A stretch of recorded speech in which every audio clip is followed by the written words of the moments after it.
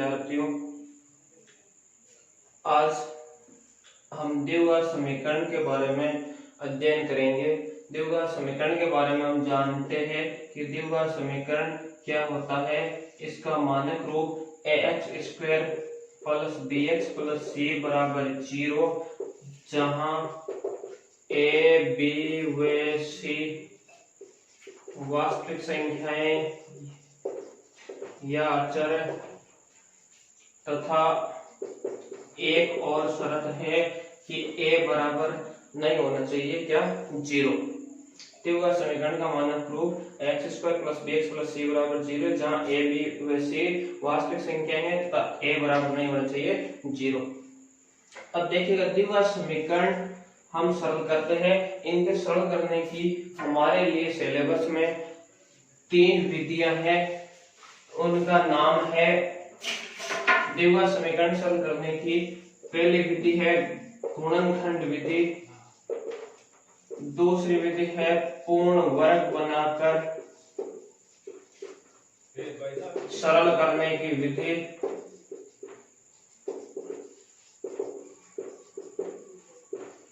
और तीसरी विधि है द्विघाती सूत्र, और इसे ही हम कहते हैं श्रीधर आचार्य सूत्र। देखिएगा, द्विघात समीकरण के सरल करने की हमारे लिए 3 विधियां हैं। पहली विधि गुणनखंड विधि, दूसरी विधि पूर्ण वर्ग बनाकर सरल करने की विधि, तीसरी विधि द्विघाती सूत्र या श्रीधर आचार्य सूत्र।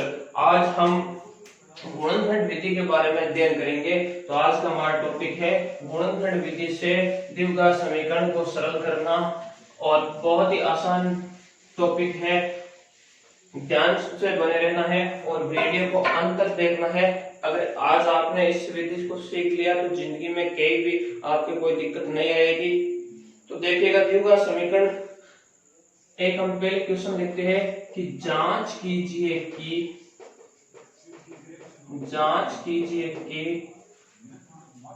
निम्न समीकरण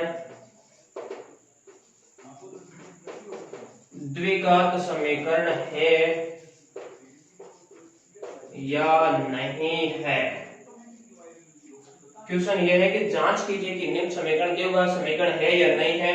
तो जैसा कि मैं दे दिया x प्लस 2 की होल पावर 3 बराबर x की पावर 3 माइनस 4।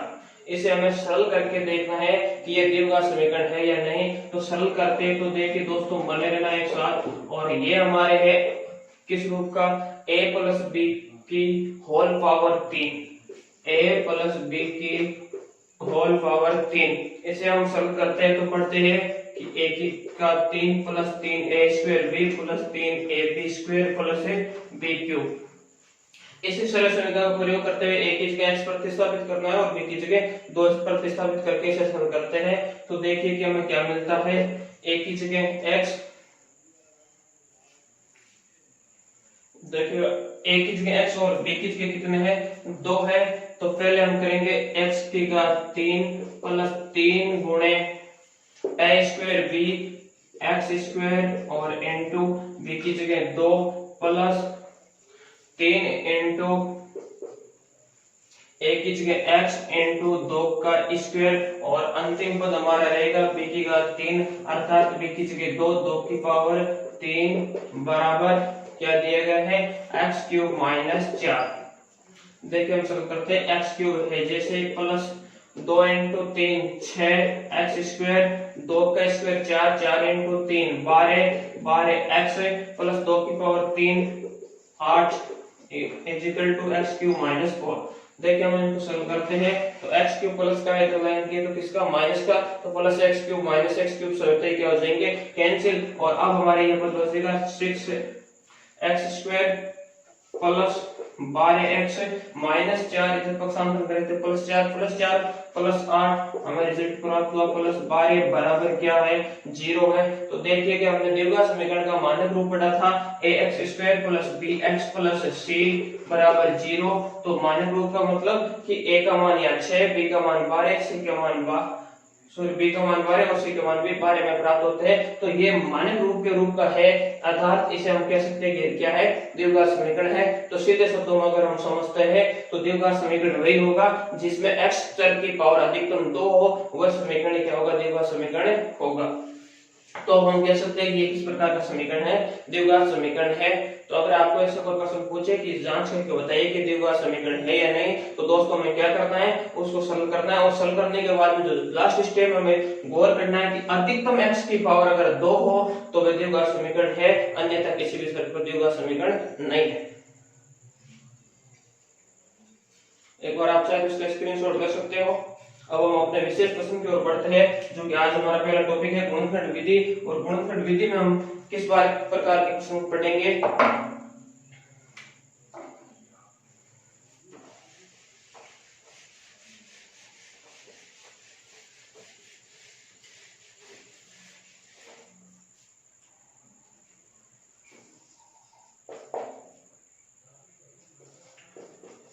गुणनखंड विधि द्वारा निम्न द्विघात समीकरणों को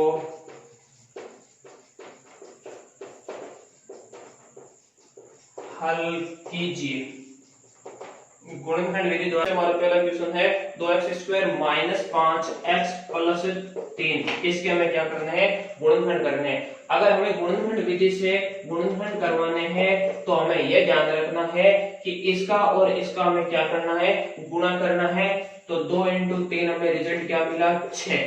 देखिएगा, अब इसका और इसका गुणा करने पर हमें राशि मिली है 6। और अब इस 6 के हमें दो के युग्म में जितने भी संभावित हो उतने गुणनखंड बनाने हैं। तो पहला गुणनखंड 1 × 6, दूसरा 2 × 3, इसके अलावा कोई गुणनखंड नहीं होता है। तो अब हमारा सिस्टम केवल इन दो युग्मों पर आधारित होगा। देखिएगा कि यहाँ पर गुणे के अंदर चिन्ह हमें किसका प्राप्त हो रहा है, प्लस का प्राप्त हो रहा है। अगर गुणे के अंदर चिन्ह प्लस का प्राप्त हो रहा है तो निश्चित रूप से हमें इसको इस प्रकार तालमेल करना है कि हमें जोड़ने पर कितने प्राप्त हो, 5 प्राप्त हो। गुणे में अगर चिन्ह प्लस का हो तो निश्चित रूप से हमें संख्याओं को क्या करना है, जोड़ना ही है, घटाना नहीं है। तो यहाँ पर देखिएगा जोड़ते हैं तो 6 + 1 रिजल्ट कितना मिलेगा, 7। तो इसका मतलब ये युग्म हमारे काम में नहीं आएगा, ये युग्म काम नहीं है। तो अब इसका देखते हैं 2 और 3 को जोड़ने पर कितना मिलेगा, 6। 2 और 3 को जोड़ने पर सॉरी कितना मिलेगा, 5। और तो हमें भी चाहिए यहाँ पर कितने हैं, 5। देखिएगा इतना ही दूर करने पर हमारा काम नहीं बनेगा, परंतु हमें 5 किसके चाहिए, माइनस के चाहिए। तो दोनों संख्याओं को हमें किसकी करनी पड़ेगी, माइनस की करनी पड़ेगी। अगर यहाँ पर 5 हमें प्लस का चाहिए होते हैं तो हम क्या करते हैं, दोनों को किसके करते, प्लस के करते हैं। तो देखिएगा गुणा में अगर चिन्ह प्लस आ रहा है तो निश्चित होकर हमें इन युग्म को जोड़ना है। और जोड़ने के बाद में हमें इस चिन्ह पर देखना है, अगर यहाँ पर प्लस हो तो दोनों को प्लस के रखनी है, और अगर यहाँ पर माइनस हो तो दोनों को किसकी करनी है, माइनस की करनी है। उम्मीद करता हूँ कि आप इसको बहुत अच्छी तरह से समझ गए होंगे। अब देखिएगा हम सॉल्व करते हैं। 2x² है, जैसे माइनस यहाँ पर माइनस है तो माइनस के 2 और माइनस के 3, तो इसको 5x को हमने लिख दिया -2x - 3x + 3 बराबर क्या, 0। अब हमें दो के युग्म बनाने हैं और इन युग्म में हमें कॉमन आ रहे हैं क्या, 2x और 2x कॉमन, तो यहाँ बचेगा x और यहाँ बचेगा क्या, 1। अब अगले में हमें इस प्रकार कॉमन लेना है कि अगला पद हमें x - 1 ही मिले। इसका मतलब यहाँ पर हमें संख्या प्लस की मिलनी चाहिए, तो प्लस की तभी मिलेगी जब यहाँ पर माइनस क्या लेंगे, कॉमन। तो चिन्ह तो माइनस कॉमन, और इन दोनों में से क्या common, 3 common. Minus minus plus, 3 से 3 कैंसिल, क्या बचा, x - 3 किसका, माइनस का, 3/3। इसका मतलब कितनी बार, एक बार, बराबर क्या, 0। अब देखिएगा एक गुणनखंड x - 1 है दोनों में, और दूसरा गुणनखंड यहाँ पर 2x और यहाँ पर -3 बराबर क्या, 0।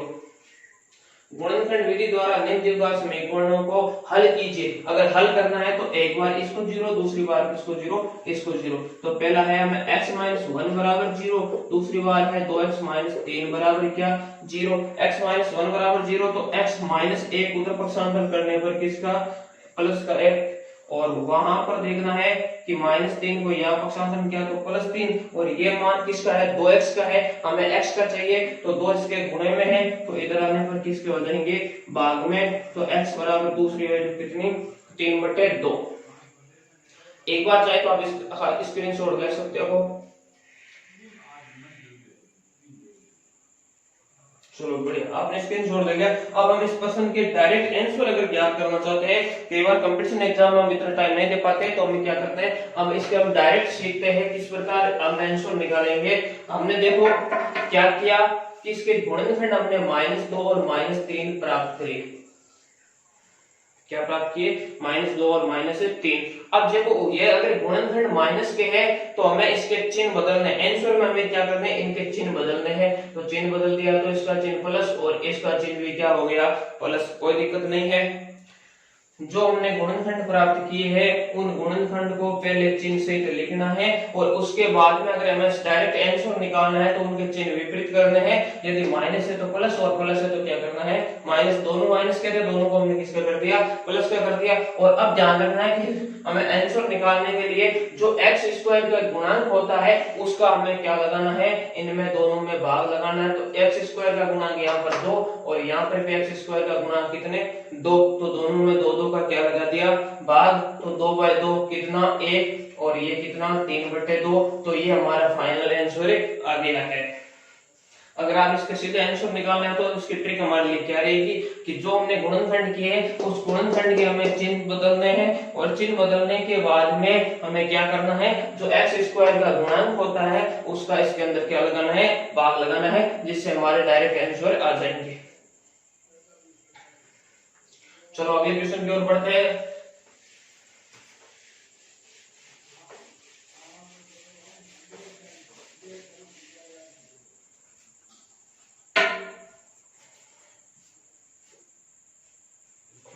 दूसरा क्वेश्चन हम लेते हैं, x² -3x और -10, x² -3x -10 0, इसके हम गुणनखंड करवा रहे हैं। तो देखिए हमें क्या करना है, यहाँ पर गुणा 1 और यहाँ पर 10 गुणे के अंदर चिन्ह किसका आ रहा है, माइनस का आ रहा है, ध्यान देना है। वहां पर गुणे के अंदर चिन्ह प्लस का आ रहा था, अगर गुणे के अंदर चिन्ह प्लस का है तो इसका मतलब हमें संख्याओं को जोड़ना ही है, और गुणे में माइनस है तो निश्चित रूप से संख्याओं को क्या करना है, घटाना है। तो गुणनखंड हम किसके कराएंगे, 10 के, पहला 1 × 10, दूसरा 2 × 5, इसके अलावा कोई गुणनखंड नहीं होते हैं। तो अब देखना, डायरेक्ट ध्यान देना है, गुणा में चिन्ह माइनस है, इसको मतलब दोनों को अंतर करना है, अंतर करते हैं तो ये युग्म काम नहीं आएगा, और 5 में से 2 घटाने पर हमें क्या प्राप्त हो जाएंगे, 3 प्राप्त हो जाएंगे, और हमें यहाँ पे क्या चाहिए, 3 चाहिए। परंतु ध्यान देना है, 3 अगर माइनस का है तो यहाँ पर चिन्ह जिसका है उस बड़ी राशि को उसी चिन्ह पे बनानी है। तो यहाँ पर 5 को हम किसका बनाएंगे, माइनस को, और 2 को किसका बनाएंगे, प्लस का। तो डायरेक्ट लिख दिया x² -5x + 2x -10 0। यहाँ पर क्या कॉमन, x कॉमन, x -5 और यहाँ पर 2 कॉमन, तो भी क्या x -5 0, पहला x -5 और दूसरा x + 2 0, एक बार ये 0 दूसरी बार ये 0, x -5 0, दूसरी बार x + 2 0, -5 उधर जाने पर +5 और +2 उधर जाने पर -2। ये तो हमारे तरीके से आंसर आया। और अब हम डायरेक्ट आंसर की इसमें बात करते हैं, तो क्या करेंगे बताइए, डायरेक्ट हमारे गुणनखंड क्या प्राप्त हुए थे, गुणनखंड हुए थे क्या, -5 और 2 किसके, प्लस के। ये गुणनखंड थे हमारे -5 और +2। अब हमें क्या करना है, इनके चिन्ह बदलना है। तो 5 को कर दिया प्लस और 2 को कर दिया किसका, माइनस। और अब हमें क्या करना है, x² के गुणांक का भाग लगाना है। x² का गुणांक यहाँ पर क्या है, 1 है, तो 1 का भाग लगाएंगे, तो इसके भी बटे में 1 और इसके भी बटे में 1, तो ये रिजल्ट 5, ये रिजल्ट -। तो बताइए हमारा फाइनल आंसर क्या आ रहा था, 5 और -2। उम्मीद करता हूँ, जानती हूँ ये ट्रिक आपके लिए बहुत अच्छी रहेगी, कंपटीशन के लिए बहुत अच्छी रहेगी। अगर आप चाहें तो एक बार इसका स्क्रीनशॉट ले सकते हो।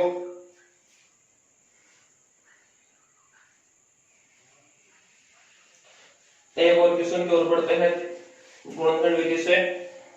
हमारा क्वेश्चन है √2x² + 7x + 3√2 = 0 5√2 बराबर 0। इसे हम सॉल्व करना है। √2x² प्लस 7x प्लस 5√2 बराबर 0।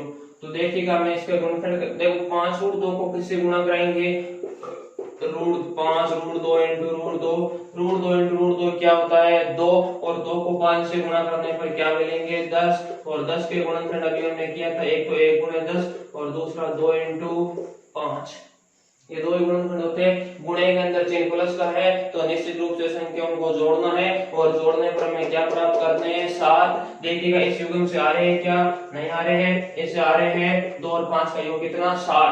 तो 7x को क्या लिखेंगे 2x प्लस 5x,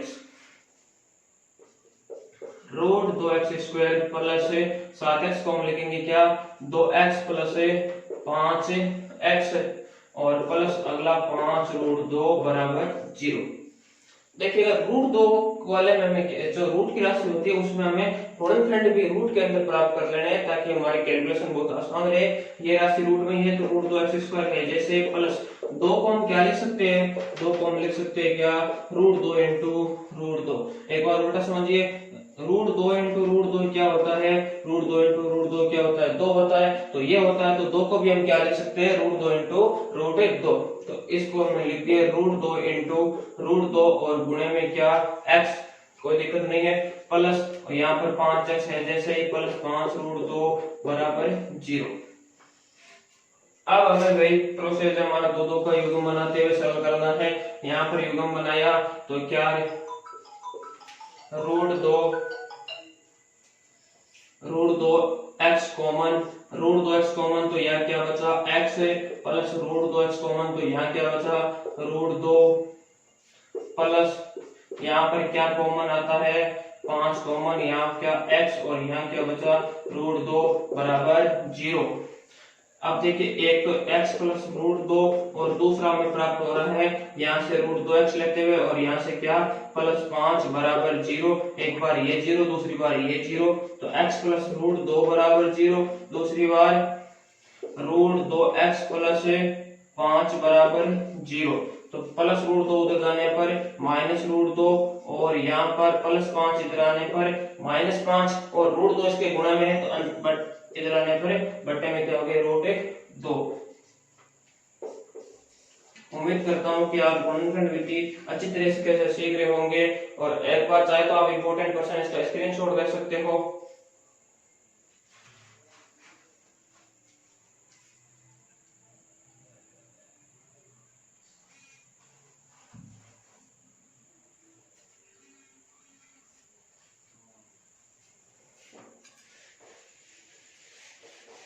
एक और क्वेश्चन करते हैं इसी विधि से।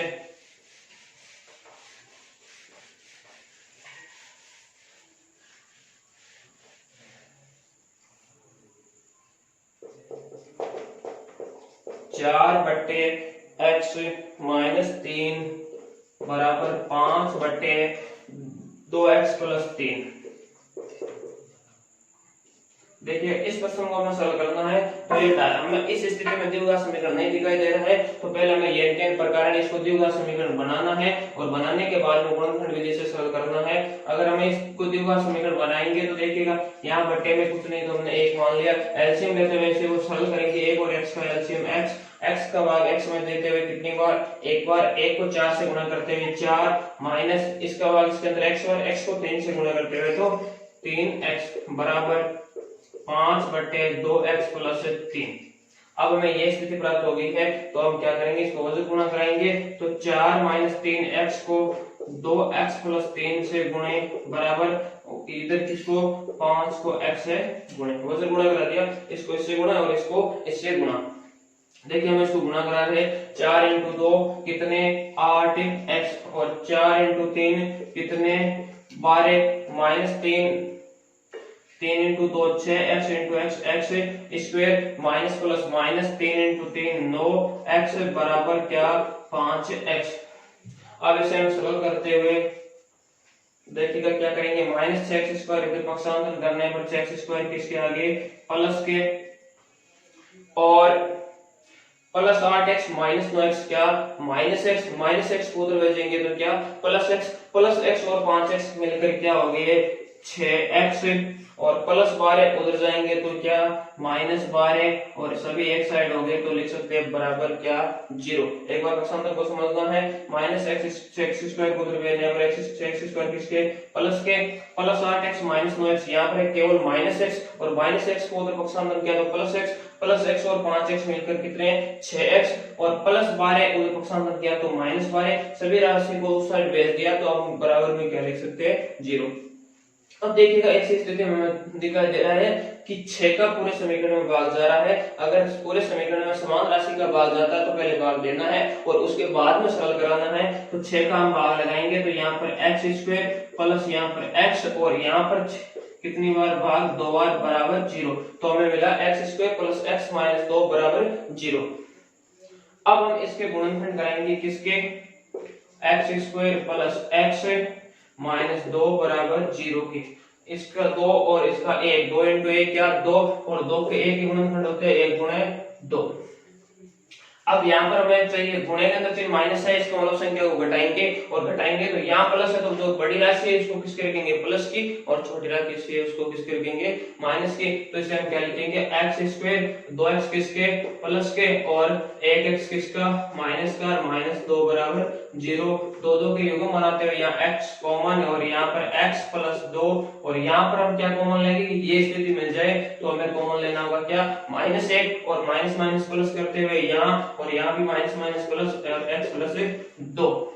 अब ये दोनों में कॉमन x प्लस 2 और दूसरा गुणनखंड x माइनस 1 बराबर 0 रखते हुए सरल कराएंगे। एक बार इसको 0 दूसरी बार इसको 0 तो x प्लस 2 बराबर 0 दूसरी बार x माइनस 1 बराबर 0 प्लस 2 उधर पक्षांतर करने पर माइनस 2 x बराबर माइनस 2 और यहाँ पर x माइनस 1 उधर पक्षांतर करने पर किसका प्लस 1।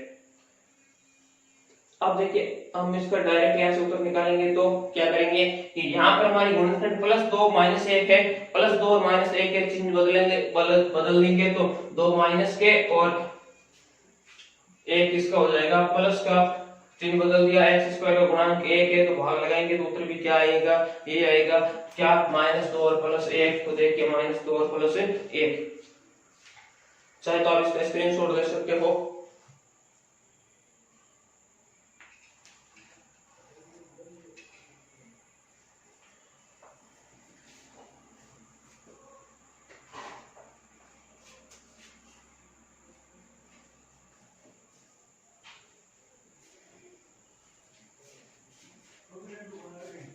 चलो हम बढ़ते हैं अगले क्वेश्चन की ओर।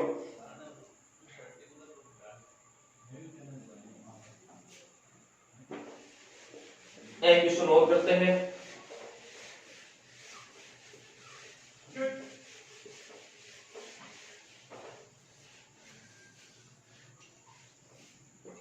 तीन x square minus 2 root 6x plus 2 बराबर 0।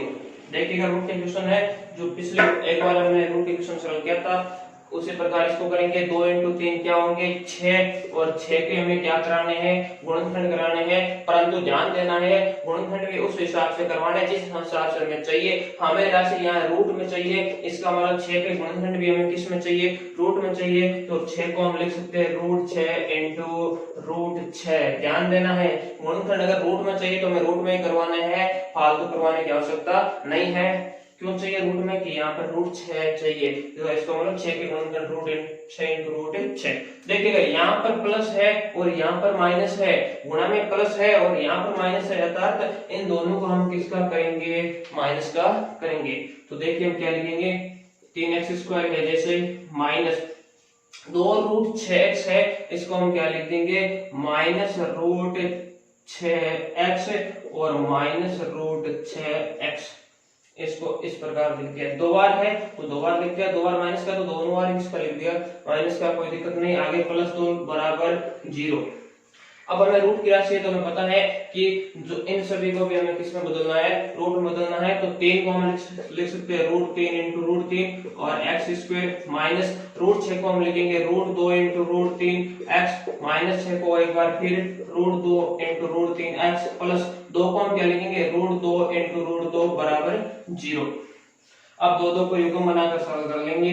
अब इन दोनों में से देखिए क्या कॉमन आ रहा है, √3 और यहाँ पर x, तो √3x कॉमन, √3x कॉमन, तो यहाँ √3 और x की पावर 2 में से एक कॉमन क्या बची x, √3x कॉमन, यहाँ क्या बचा -√2। अब यहाँ पर हम क्या कॉमन लेंगे -√2, -√2 कॉमन, तो यहाँ पर क्या माइनस माइनस प्लस, प्लस के √3x और माइनस प्लस क्या माइनस और √2 एक कॉमन, तो एक क्या बच गया √2 बराबर 0। एक बार √3x माइनस √2 दोनों में जो कॉमन पार्ट है वो ले लिया और यहाँ से क्या लिया √3x माइनस √2 बराबर 0।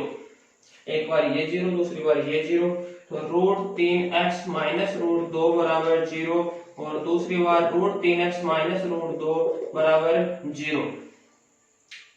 -√2 को उधर पक्षांतर किया प्लस √2, √3x बराबर √2, यहाँ पर भी √3x बराबर √2। हमें चाहिए x की वैल्यू, x इधर √3 गुणे में उधर ट्रांसफर करने पर किसमें भाग में, तो √2 बटे √3 और यहाँ पर भी x बराबर √2 बटे √3।